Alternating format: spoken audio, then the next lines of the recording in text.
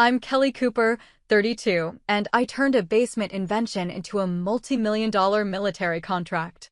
For years, I lived under my parents' roof, paid rent, kept quiet, and poured everything into building something they didn't believe in. But when they laughed at my work in front of the whole family, I made a decision that changed everything. Ever been dismissed or mocked by the people closest to you? If that hit home, drop your story in the comments. You're not the only one. Before we get into it, tell me where you're watching from. And if you've ever had to prove yourself after being underestimated, hit like and subscribe for more real stories about standing your ground and rewriting the narrative. What happened next caught everyone off guard. I grew up in a house where respect was earned by clocking in, coming home tired, and complaining about your boss over dinner. My dad ran a small contracting business, mostly drywall and minor renovations. My mom worked admin at the local elementary school, the same one my siblings and I went to. Everything in our home revolved around what could be measured in hours worked and dollars brought in. If you weren't earning a paycheck, you were a burden. That was the unspoken rule, and it applied early. I wasn't like the rest of them. While my brothers were out learning how to swing a hammer or trying to convince my dad to let them tag along to job sites, I was in the garage, sitting cross-legged with an old walkie-talkie cracked open in front of me. I didn't care about drywall or landscaping. I cared about signal strength, circuitry, and how long it would take me to build something better than what came in the box. At 10, I was soldering wires from my dad's scrap bucket and experimenting with antenna placement. By 12, I had figured out how to extend a basic radio's range by 1.5 miles using nothing but kitchen foil and a repurposed umbrella. Nobody clapped. My dad told me to clean up the mess. My mom said I'd be better off learning to type fast. You'll need that if you ever want a real office job. I didn't argue. I never did. I just kept working. Quietly. In school, I wasn't a problem. I wasn't social either. I had one friend, David, who shared my obsession with engineering forums and military hardware patents. We'd text back and forth at night about new defense prototypes or reverse engineer YouTube teardown videos. Everyone else thought we were weird. I didn't care. What we were doing made sense. It had logic, structure, and consequences, unlike family dinner where my dad talked about kids these days while pointedly avoiding looking at me. I wasn't lazy. I wasn't out partying or skipping classes. I graduated top of my class in physics and math, won second place at the regional robotics competition, and got into a decent state college for mechanical engineering. No scholarships, I applied too late, but I worked all summer, saved enough for the first semester, and figured I'd sort out the rest as I went. My parents didn't offer to help. College is optional, my dad said when I brought it up. If you're going, you better make it worth it. The funny part is I did make it worth it. I worked 2 jobs while finishing my degree, overnights at a distribution center and weekend shifts doing basic IT repair for the university. I didn't party, didn't date, didn't go to a single football game. I graduated debt-free and immediately started applying for R&D positions. Dozens of applications. Few responses. The ones I did get back all said the same thing, not enough experience. Entry level, but they still wanted 3 years minimum in the field. It was a dead end before it even began. So I came home. Not because I wanted to, but because I didn't have a choice. By then, my parents had downsized to a smaller house on the edge of town. My youngest brother had already moved in with his girlfriend, and my old room had become a laundry staging area. They offered me the basement, half-finished and full of storage bins. I said yes. I set up a makeshift workbench in the corner, cleared out enough space to sleep and prototype. I told myself it was temporary, just until I got a foothold. I picked up a night job at a supply warehouse. 10-hour shifts, 4 days a week. I'd come home, sleep for a few hours, then tinker. Sometimes I'd work straight through the night and forget to eat. I was building something. I just didn't know what it was yet. At first, my parents said nothing. Maybe they thought it was a phase. Then came the comments. You know, there's a contractor down the street hiring. That's something real. I don't know why you waste your time with those little gadgets. Are you even trying to get a real job or just hiding down there? I didn't respond. I just kept working. What I was building started with a concept I'd sketched out in college, a wearable guidance system for infantry, something lightweight, intuitive, and customizable. I didn't have a name for it yet, but I'd already filed a provisional patent, paid for with my warehouse paycheck. The early version was clunky, too many exposed wires, and a battery pack that overheated. But by the third prototype, I had something functional. I built it with off-the-shelf components and custom software I taught myself how to write. It was ugly, but it worked. Still, to my family, I was the adult child living in the basement. The failure with an expensive degree and no job title. My brothers barely talked to me anymore. One of them got a job in HVAC, bought a new truck, and moved 3 hours away. The other joined the military, Air Force, came home on leave twice a year, and acted like I was invisible. My dad started introducing me to people as the smart one who's still figuring things out, always with a little smile, like it was funny. My mom just said I was creative and changed the subject. There were days I thought about quitting. Days I came home from a 10-hour shift on my feet, knuckles bruised, covered in dust, and saw my prototype sitting exactly where I left it, untouched, unsellable, and unproven. I had no investors, no advisors, no connections in defense tech. Just this thing I believed in and no one else did. The ridicule was subtle but relentless. One Thanksgiving, my uncle asked if I was still playing with toys. At Christmas, my dad told a story about how he used to take apart radios too, until I got a real job and stopped pretending I was going to invent the next laser beam. Even my mom laughed at that one. I paid rent on time every month. I helped around the house. I fixed the garbage disposal, replaced the broken door hinge, and handled the taxes when my mom got overwhelmed. I didn't ask for anything. But no matter what I did, I was always the one living in the basement. They saw failure. I saw runway. While they were counting hours, I was counting revisions. While they were tracking pay stubs, I was tracking specs. I knew I was getting closer. Each version of the prototype improved on the last. I integrated real-time feedback, modular add-ons, biometric monitoring. I started documenting everything, technical manuals, performance tests, data logs, just in case I ever got the chance to show it to someone who mattered. They never asked to see it. Never once. For years went by. My friends stopped calling. My name faded from their group chats.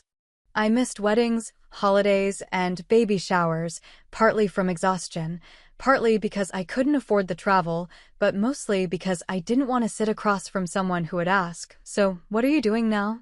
I didn't have an answer that fit on a LinkedIn profile. But I had something better. A working system. Field tested. Patent pending. Ready for someone, anyone, with vision and capital.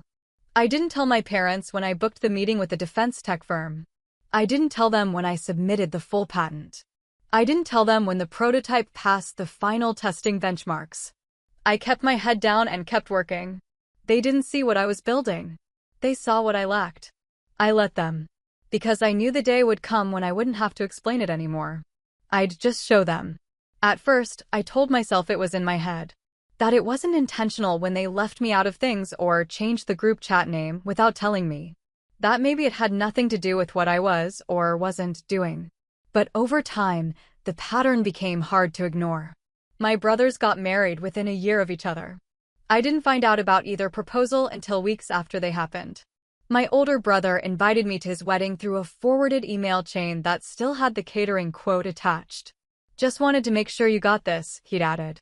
I was seated at the far end of the reception hall, next to a second cousin and someone's coworker. Nobody mentioned my name in any toasts. Nobody asked what I'd been working on. It was always like that. The invisible sibling. The placeholder. The one they called only when someone's laptop wasn't working or the TV remote needed reprogramming. I stopped getting invited to birthdays. At first, my mom made excuses, small gathering, limited seating, last minute, but even those stopped coming. I'd hear about them later, see the photos on my cousin's social media. Everyone smiling around a cake. Everyone there but me. Whenever I did show up for the rare family function, I was easy to spot. Not because I stood out, but because I didn't belong. Everyone else looked like they had something to show for themselves. New job. New baby. New mortgage. I showed up with calloused hands, burn marks on my sleeves, and the smell of solder in my hair. One Christmas Eve, I walked into the living room carrying a plate of deviled eggs, and my uncle barked out, "There she is. The mad scientist. Still living underground, right? Found any aliens yet?" Everyone laughed. I smiled tightly, set the plate down, and didn't say a word. My dad didn't say anything either. Just went back to his beer and his recliner. If it bothered him, he didn't show it. At some point, they stopped asking what I was working on. Not because they forgot, but because they didn't care. Or maybe they were tired of pretending to. Either way, it was easier to act like I wasn't doing anything than to try and understand something that didn't fit into their world. "You know," my mom said once, while folding laundry next to me in the kitchen, "you could be doing something real with your life. You're so smart. You could teach. Or work in an office. You don't have to stay down there building toys forever." I didn't respond. I just picked up my coffee and walked back to the basement. They called it a lab like it was a joke. They had no idea what went on down there. At that point, the system was already functional. I'd completed 4 separate prototype versions, each one improving on the last. I'd built a custom interface for rapid adjustments, modular attachments for different roles, combat medic, scout, comms, and run bench tests on battery life, terrain mapping, and responsiveness under strain. The software had over 3,000 lines of code, all mine. The design met all non-lethal deployment specs. I had logs, data points, timestamps. It was real. It worked. But none of that mattered to them. Then came Derek. Derek was my younger cousin. His parents lived 2 hours away, but he spent summers visiting when we were kids. Back then, he used to follow me around like a shadow, asking how wires worked and if I could show him how to build a flashlight from scratch. He lost interest around the time he discovered high school parties and weed. After that, he barely said 2 words to me. Apparently, sometime during my 4th year living at home, Derek landed a job at a defense contractor. Entry-level systems analysis for a subcontractor that supplied parts to a larger firm. The kind of position you get with a decent GPA, a polished LinkedIn, and a clean haircut. My family reacted like he'd been appointed Secretary of Defense. There was a dinner. Not for me. For Derek. My aunt drove in with him for the weekend. My mom planned the whole thing, pot roast, lemon pie, the works. She even dug out the good tablecloth and had me help set the table. I remember thinking, maybe it's just a dinner. Maybe they're just proud of him. That's fine. Let them be proud. Then my dad poured Derek a drink, whiskey from his hidden stash, the good stuff he usually only brought out on holidays, and raised a toast. "To Derek," he said. "Finally someone doing something real with all that schooling." I didn't say anything. I didn't need to. Nobody even looked in my direction. Derek went on about the projects he'd been assigned, most of which he couldn't really talk about. "Confidential," he kept saying, with a smile like he was in on something important. Everyone ate it up. My mom asked if he'd met any generals yet. My dad asked how much longer before he started designing missiles. Derek laughed and said, "I'm just a junior analyst, but who knows." One day, that night, I went back down to the basement and worked until sunrise. I wasn't jealous. That's not what it was. I didn't want his job. I didn't want his title. I just wanted a sliver of the respect they gave him, without even asking what he actually did. Without knowing if he was any good at it. Meanwhile, I had built something from nothing. No mentor. No seed funding. No blueprint. Just sweat, sleep deprivation, and stubbornness. I had something that could change the way small units operated in unfamiliar terrain. Something that could save lives. But I was still the one who got asked to take out the trash. And the more I succeeded, quietly, incrementally, the more I disappeared. When I filed my second provisional patent, I didn't tell anyone. I knew what the reaction would be. A shrug at best. A joke at worst. When a former professor from my undergrad program responded to one of my cold emails and agreed to review my concept notes, I didn't mention it over dinner. I just said I was working overtime at the warehouse. Easier that way. When I finally got the field test approval for my prototype through a volunteer military tech lab program, a pilot initiative I'd applied to 6 times before, they didn't even know. I said I had errands to run and drove 3 hours to meet with the lab coordinator in person. The tests came back positive. Not flawless, but promising. The feedback was clear. With funding and polish, this had serious potential. The data report sat on my nightstand for a week before I printed a clean copy and stored it in a plastic file in the bottom drawer of my desk. It should have been a turning point. A moment to share. A reason to finally explain why I'd spent the last 4 years chasing something nobody else could see. But I didn't tell them. Because by then, I already knew. The more I built, the harder they held on to their version of who I was. Not because they didn't love me, but because changing that story meant admitting they'd been wrong. That they hadn't believed in something worth believing in. So they ignored the signs. Laughed at the burns on my sleeves. Looked past the glint of steel peeking out from my satchel. Never asked why I was ordering bulk microcontrollers or why I suddenly needed to know how to write grant proposals. They didn't want to know. I let them have their version. Because I had mine. And mine was getting closer every day. It had been months since anyone in my family had invited me to anything. I wasn't surprised anymore when birthdays passed without a text or when group photos popped up online without me in them. Still, when the invite for a family barbecue came through, I paused. It was my mom who called. She said they were hosting at the house, burgers, beer, the usual. Derek would be there. My brothers too. She made it sound casual, like it hadn't been a deliberate exclusion for almost a year. I hesitated.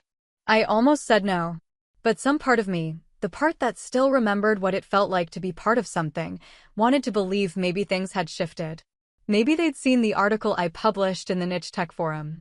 Maybe they knew about the field test approvals. Maybe they were ready to listen.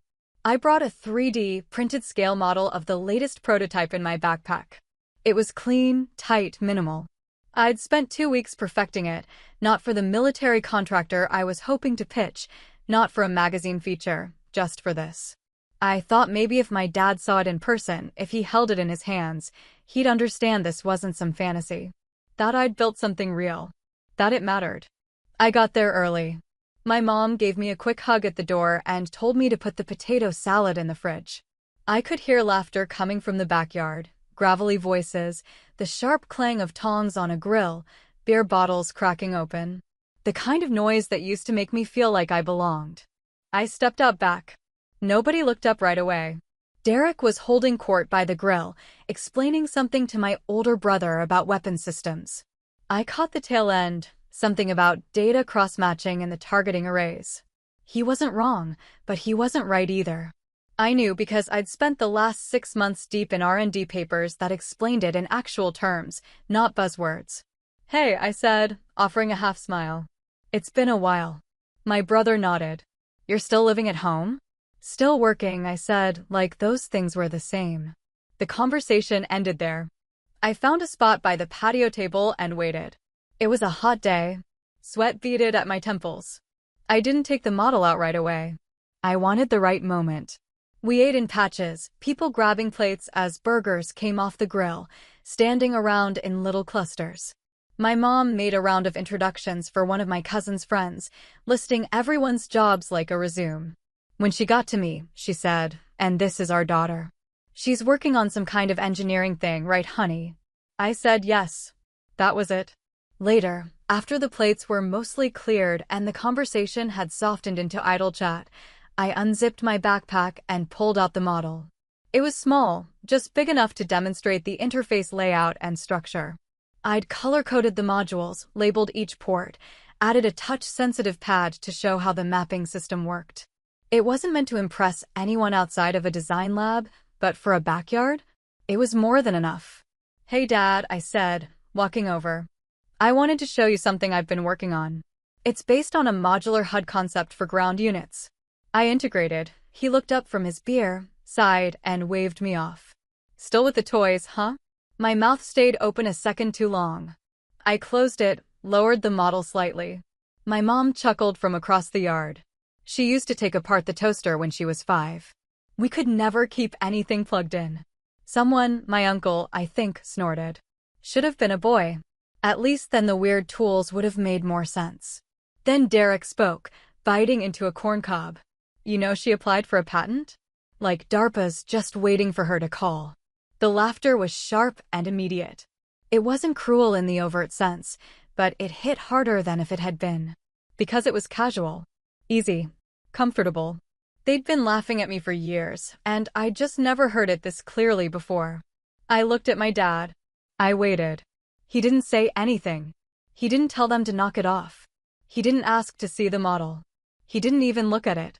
He turned to my brother and asked how the baby was sleeping through the night. The conversation moved on without me. I stood there holding the prototype in my hands, 2 years of design, revisions, testing, and for the first time, I felt ashamed of it. Not because it wasn't good, but because I had brought it here. To them. Expecting something they'd never been capable of giving. I didn't say goodbye. I didn't wait for dessert. I walked back through the house, put the model back in my bag, and left. No one followed me. When I got home, I sat in the basement for over an hour with the lights off. I didn't cry. I didn't break anything. I just sat there, staring at the desk where all the prototypes lived. The soldering tools, the scope, the bins of wires. I could still smell plastic and melted resin. I could still hear the laughter. There was a moment, just a flicker, where I thought about giving it all up. Selling the equipment. Deleting the code. Finding something real, like they said. A job where I could explain what I did at dinner parties and no one would smirk. But it passed. Because the problem wasn't me. It never had been. It was that they only knew how to respect what they could see. Salaries, promotions, titles. Clean fingernails and buttoned-up answers. And I didn't live in that world. I lived in schematics and prototype logs and sleepless nights that sometimes led to breakthroughs. I lived in risks. In possibilities. In potential. They couldn't see it, so they called it nothing. That night, I sent one email. Just one. To a contact I'd been sitting on for months, an engineer I met through an obscure military tech forum. He'd mentioned he was looking for collaborators on a new human interface guidance platform. I attached a spec sheet, a prototype demo video, and a short write-up on the integration layers I'd developed. I hit send before I could overthink it. Then I went back to work. After the barbecue, I didn't hear from anyone for weeks. Not a single message. No follow-up. No, good to see you. No one even asked if I got home okay. I stayed quiet. Let them take the lead if they wanted to. They didn't. At first, I told myself they were busy. That it didn't mean anything. But the truth was clearer than I wanted to admit. That night had made something permanent. I wasn't angry, not exactly. But something had settled. Something final. I stopped checking the family group chat. I stopped wondering if I should show up to things uninvited just to prove I still existed. The silence that came after wasn't cruel. It was worse than that. It was effortless. So I put my head down and worked. The email I'd sent that night got a response the next morning. Short.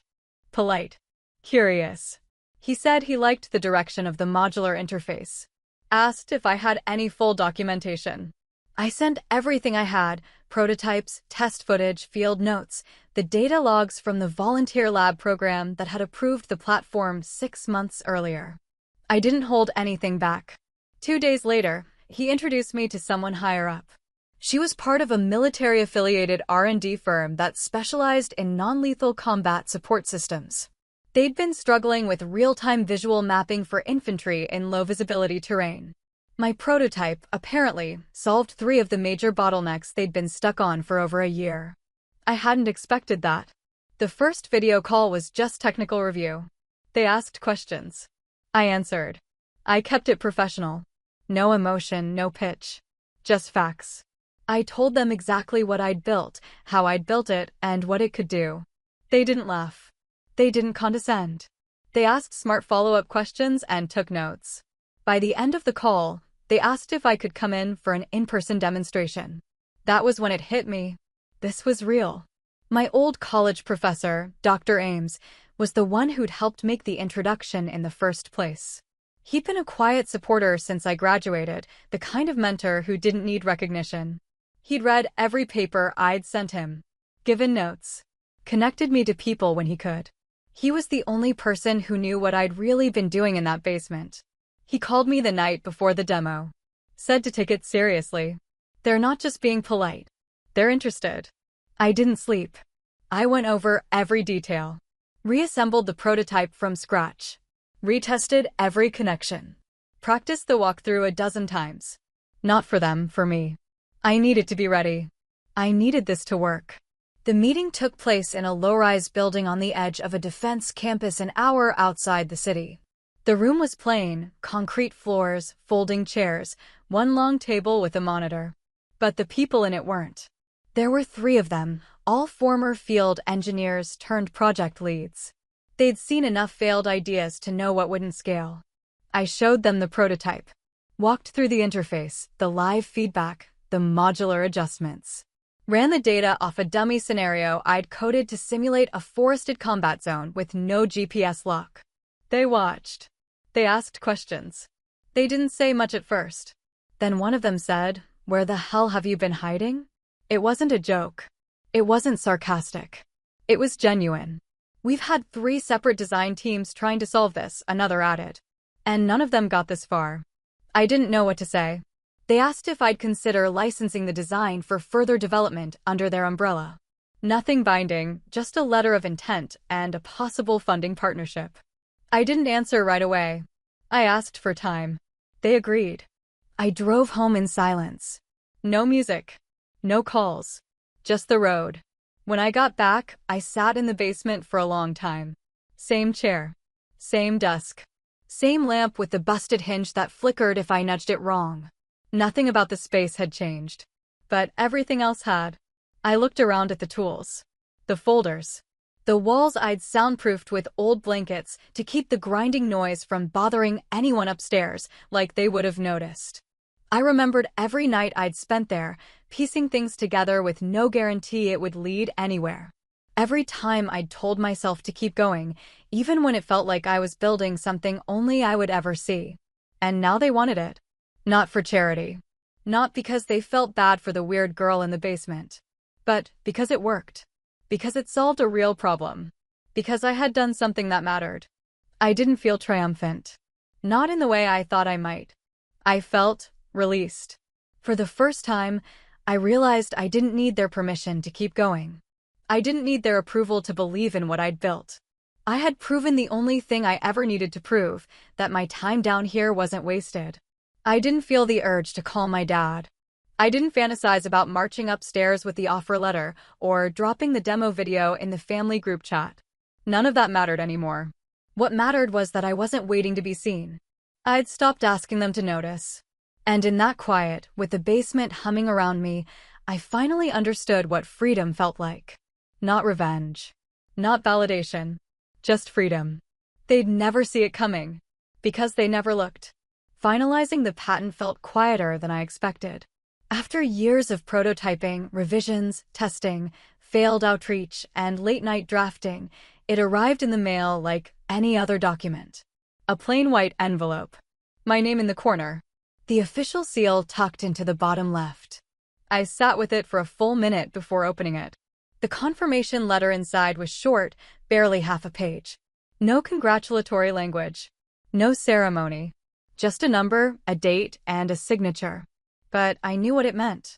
The following weeks moved fast. Faster than I thought they would. The military signed on through the R&D group that had first seen my demo. They didn't buy it outright. They signed a development agreement with full rights to deploy in specialized units and test under live conditions. That alone would have been enough to change everything. But then the second offer came. A private tech firm based out of Virginia, small, agile, well-funded. They didn't want the military version. They wanted the civilian one. The adaptability framework.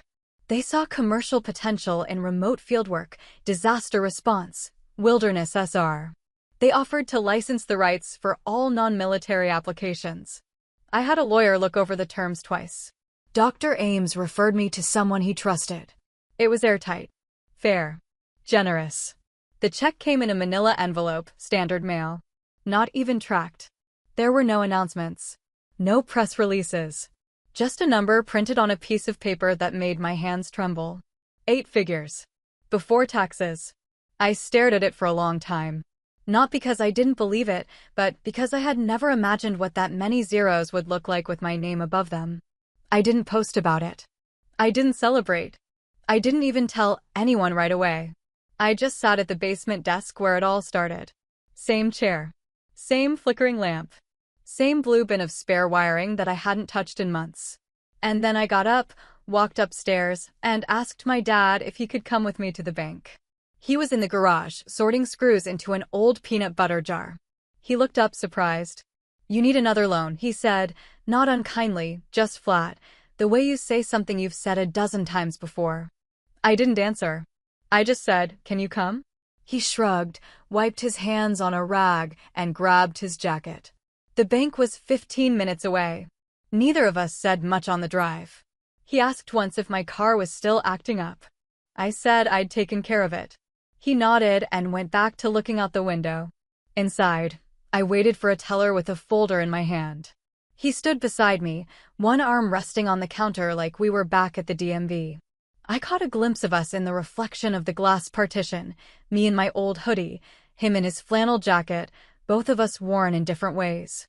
When the teller called us up, I handed her the check without a word. She glanced down, typed something into her terminal, then stopped. Looked at it again. Looked at me. "Is this real?" she asked. I nodded.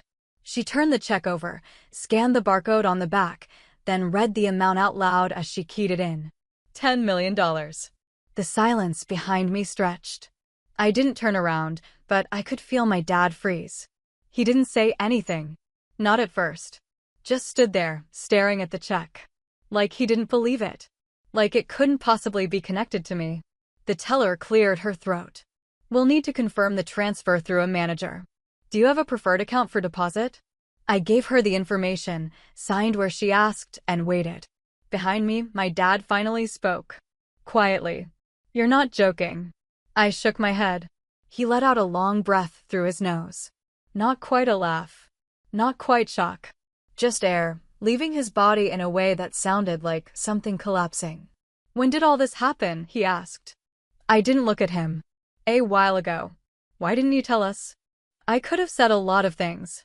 That they wouldn't have believed me. That they hadn't asked. That it wouldn't have mattered. But I just said, I didn't think it was something you'd be interested in. He didn't argue. When we got back in the car, he didn't drive off right away. He sat there with the keys in his hand and stared at the dashboard like it was giving him answers. "I always thought you were wasting your time," he said, finally. "Those little projects. The parts everywhere. I didn't get it." "I know. But you did it." I didn't say anything. He tapped the steering wheel twice with the side of his hand, like he was trying to restart a rhythm that wasn't coming back. "You did it," he said again, quieter this time. The ride home was silent. That night, I took the check stub and pinned it to the corkboard above my desk, not for the amount, but for the date. It marked the end of something. The next morning, I got up early and made coffee in the quiet kitchen. My mom came downstairs in her robe, surprised to see me up. She looked at the cup in my hand like she wanted to ask something, but didn't. "You're up early," she said. "Had some errands." She nodded, then opened the fridge like nothing had changed. I didn't tell her about the check. I didn't offer an explanation. They'd had years to ask. I didn't owe them the ending to a story they never read. Later that week, I transferred funds into a new account, set up automatic withdrawals for a local scholarship fund I'd been following, and scheduled a meeting with an accountant to start the paperwork on a private foundation. Quiet things. No press. No branding. I still lived in the basement, but it felt different now. Like a time capsule. I started boxing up some of the older prototypes. Labeled each one. Filed the original sketches into sleeves. There was no parade. No applause. No headline. But I slept through the night for the first time in years. Not because I had money. Because I didn't need to be understood anymore. It didn't take long before the news found its way to the rest of the family. I never told them myself. I didn't make an announcement. I didn't post anything. But money, real money, has a way of leaking through cracks, especially in families like mine where success is usually measured by trucks, square footage, and who foots the bill at Applebee's. It started small. A text from my cousin Melanie. "Hey, is it true you made, like, $10 million off a robot or something?" I didn't answer. Then Derek texted. "Yo, congrats.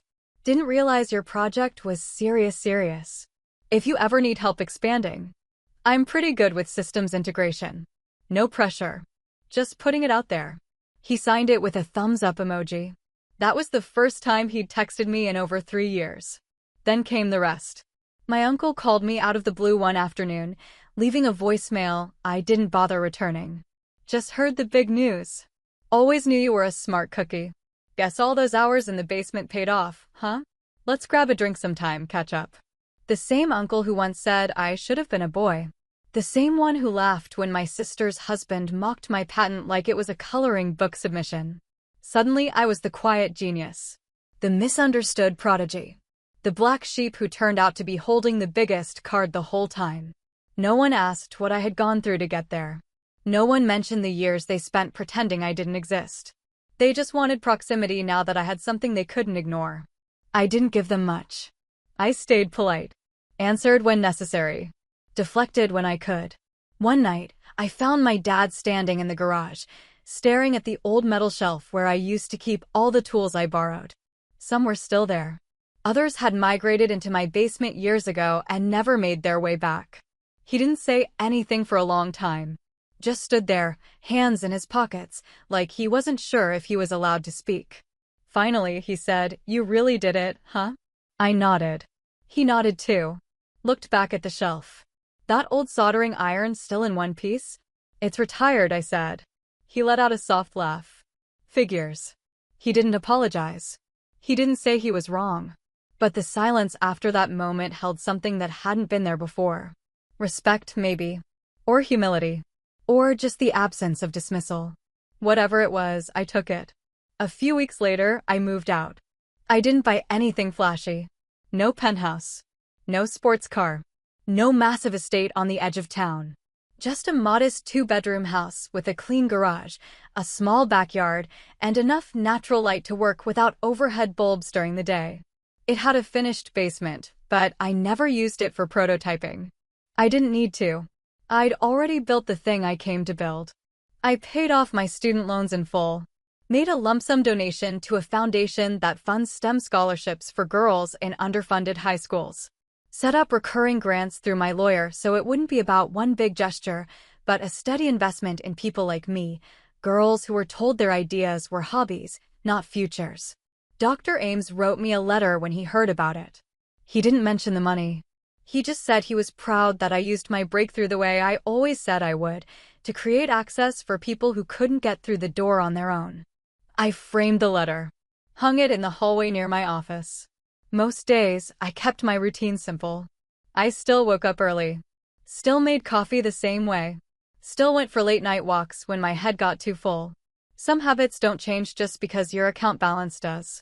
The biggest shift wasn't what I had, it was what I no longer needed. I didn't need to prove anything to anyone sitting around a backyard grill with a plastic cup in their hand. I didn't need to replay that moment in the bank to anyone who wasn't there.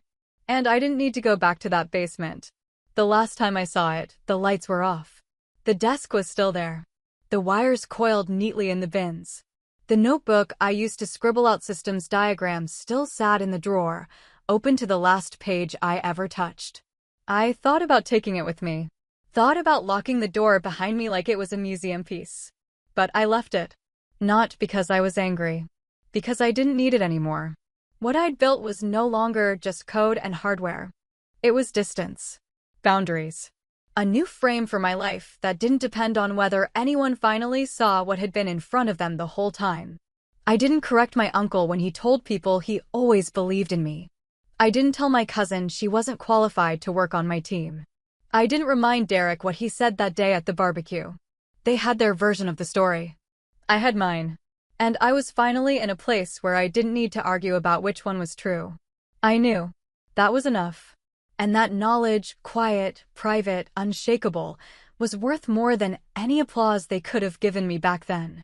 The real transformation wasn't what they saw when the money came. It was what I let go of when I stopped waiting for them to see me at all. It was sometime in late spring when my mom called. I remember because I had just finished reviewing the final licensing documents for a secondary application of the tech, something related to remote terrain mapping for emergency medical response. I had the window open. The light was soft. The call came in as I was pouring coffee. She didn't leave a voicemail. Just a missed call with her name on it, the same as always. I waited a bit. Let it sit. Then called her back. She answered on the second ring. "Hey," she said. Not warm, not cold, just neutral. "Hi. I was wondering if you'd want to come by for dinner. I was going to make that pasta you used to like." There was no mention of anything. No hint of obligation. No fishing for details about my work. Just a straightforward invitation. I said sure. She sounded surprised, but pleased. When I pulled into the driveway, it felt strange how little had changed. Same mailbox. Same crack in the concrete path. The front door stuck the way it always had, and I had to shoulder it a bit to get it open. The house smelled the same. Garlic, detergent, floor wax. There was a pot on the stove, something simmering. My mom was in the kitchen, humming a tune she probably didn't know she was humming. She turned when I came in and gave a quick smile. "You're early." Traffic was easy. We stood there for a second too long before she wiped her hands on a towel and gestured to the table. "I made salad too. And garlic bread. Thought I'd cover my bases." We sat. Talked. Mostly about neutral things, how my cousin's baby was teething, how the weather had been unpredictable lately, how she was thinking about retiring earlier than she planned. She asked if I was still in the same house. I said yes. She didn't ask what I'd been working on. Didn't bring up the check. Or the patent. Or the silence. Halfway through dinner, she asked if I was happy. I said I was. She nodded, didn't press. Just topped off my water glass and moved on to telling me about a new neighbor who let their dog bark all night. We talked about nothing for a while. But it was the kind of nothing that filled space gently, not the kind that scraped against the walls. After we finished eating, I helped with the dishes. She didn't protest like she used to. Just handed me a towel and said, "Old habits." We didn't say much while we worked. It was familiar. Functional. For a few minutes, it almost felt like the version of us that never quite existed, where things didn't need to be proved or defended. As I grabbed my coat, my dad walked in from the garage. He didn't look surprised to see me, but he paused in the doorway for a second before saying, "Hey." "Hey," I said back. He glanced at my coat. "You heading out?" "Yeah. Early morning tomorrow." He nodded. Then, after a pause, added, "Drive safe." It wasn't much. But it wasn't nothing. I said goodbye to my mom, stepped outside, and didn't look back until I was already in the car. That night, I didn't dissect the visit. I didn't wonder what it meant. I didn't search for hidden messages in the way she folded the napkins or how long he stood in the doorway. They hadn't apologized. And I hadn't expected them to. But they also hadn't asked for anything. That mattered more than I realized. There were a few more dinners after that. Spaced out. No pattern. Just a text now and then, asking if I was free. I never stayed long. I never stayed late. But I went. The conversations stayed light. I didn't volunteer much about work. They didn't push. My dad sometimes asked about the car or the lawn. My mom made the same 4 rotating meals, even when I told her not to go to the trouble. Once, she asked if I'd be willing to help set up a laptop she'd bought to stay connected. It was obvious she didn't know how to use it. I set it up, showed her how to video call, and left the instructions printed out on the fridge. She didn't ask for my help again, but she sent a test video call 2 days later. I answered. She said, "Just wanted to make sure I did it right." "You did." She smiled. "Okay, that's all." She hung up. There were moments, here and there, where I caught glimpses of softness. My dad showing up to replace the belt on my garage door without being asked. My mom leaving a small tin of cookies on my porch with a note that said, "Too much for just us." No signature. Just the gesture. None of it erased what came before. It didn't have to. I wasn't looking for repair. I was just letting things breathe. The door was open now, but only part way. That was enough. I didn't forget the years of silence. Or the things they said. Or the way they looked through me at that barbecue like I was background noise. That history didn't vanish just because they were trying now. But I also didn't want to carry it everywhere. There's a difference between remembering and reliving. I chose to remember. The boundary was still there. I kept it clear. No updates about the next licensing round. No discussions about the grants or where the tech was being deployed. If they brought it up, which was rare, I redirected. Not to be rude. Just to keep my space. They had learned how to be quiet around things they didn't understand. That alone was a shift. I didn't need them to be proud. I didn't need them to change everything. I just needed to know I could walk into that house and leave with my peace intact. And for the first time, that felt possible. It's been 3 years. I don't live in that little house anymore. I outgrew it, eventually. Not because I needed more space, but because I wanted to separate the chapter that got me here from the one I'm in now. The new place is quiet. Tucked back off a gravel road, no neighbors close enough to hear when I'm soldering at 2 a.m. or running voice prompts through early test rigs that will never leave the bench. I still tinker. Still write code in the margins of notepads. Old habits. The tech is in deployment now. I never made an announcement. There's no press release. No viral video of soldiers using it in the field. That's not how this kind of thing works. But I know where it is. I know the units that carry it. I've seen redacted briefings, test data, efficiency reports. Quiet lives saved, navigation in blackout zones, faster response in compromised terrain. It's enough. A few times, someone on a base overseas will reach out. They don't always know it was mine, they just want to say it helped. That the interface made things easier, smoother, safer. I read those messages when they come in, but I don't reply to most. Not because I don't care, but because those aren't about me. They're about something bigger, and that's the part I'm most proud of. My family doesn't really talk about the invention. Not directly. They've seen some of the numbers. Not the full picture, but enough to piece together that I'm not figuring things out anymore. I'm running something now. Not a company exactly, but a system. A framework that funds, supports, and seeds other women with ideas like mine. Girls who work in silence. Girls who are underestimated in their own homes, garages, classrooms. My mom tells people I work in defense. That's her shorthand. My dad says I do something with advanced gear. Neither of them says basement anymore. It's funny, respect came eventually. But it arrived after the part of me that needed it was already gone. They're proud now. You can hear it, even if they don't say it outright.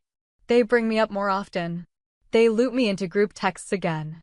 Sometimes my mom will send a photo of something she found in the garage, asking if it's one of your old tools. The tone's different now. Gentle. Almost cautious. I keep my distance. Not out of anger. Just practicality. The door's still cracked, but I don't lean on it. Rebuilding takes energy. And mine's better spent elsewhere. I still work alone mostly. I have contractors when needed. Consultants. Lawyers. But I do the building myself. Always have. The work still pulls me in the same way it did when I was 14, kneeling on the garage floor with a wire strip and a fried circuit board. Time disappears. The house goes quiet. The world narrows to one very solvable problem at a time. There's something deeply satisfying in that. Not glamorous. Not loud. Just real. I don't miss the basement, but sometimes I think about it. The feel of the chair under me. The sound of the old lamp clicking on. The smell of burnt plastic when a circuit failed. I think about how many nights I sat there, surrounded by scraps no one believed would ever mean anything. Nights when the only thing keeping me going was the tiny, stubborn part of me that refused to be embarrassed by how much I cared. Back then, the story they told about me was fixed. Failed engineer. Basement dreamer. Deadbeat with a toolkit. They told it at barbecues, over beers, in that offhand way people talk when they think they know the ending. And maybe for a while, I thought they were right. But here's the thing no one tells you about narratives. They're editable. And the best way to change the story someone else wrote about you is to stop asking for a co-author. Rewrite it yourself. In permanent ink. These days, people assume success means visibility. Viral launches. Breaking news. Flashy branding and polished keynote speeches. But that's not how mine came. Mine came in silence. In a letter from a licensing firm. In a demo room with 3 engineers and no handshakes. In a check slid across a teller's counter while my father watched the number land like a brick. Success, for me, wasn't loud. It was a quiet room going still. A man who once called my work toys standing in the garage where I used to borrow tools, suddenly unsure what to say. It was a basement full of failures that added up to one thing that worked. And it was walking away, not with anger, not with revenge, but with peace. I don't tell this story to prove anything anymore. I tell it because I know someone out there is still in their version of that basement. Still hearing that they're wasting time. Still surrounded by people who laugh because they don't understand. If that's you, keep going. Not to spite them, but because your silence might hold more power than their noise ever will. You don't need a standing ovation. You just need a prototype that works.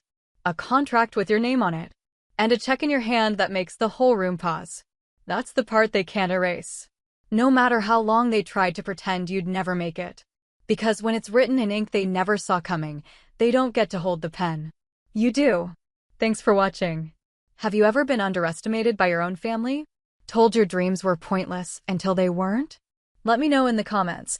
What's something you kept building, even when no one believed in you? And if you've ever had to prove someone wrong just by staying the course, hit that like button, subscribe, and share this with someone who needs to hear it. Because sometimes the best response is results.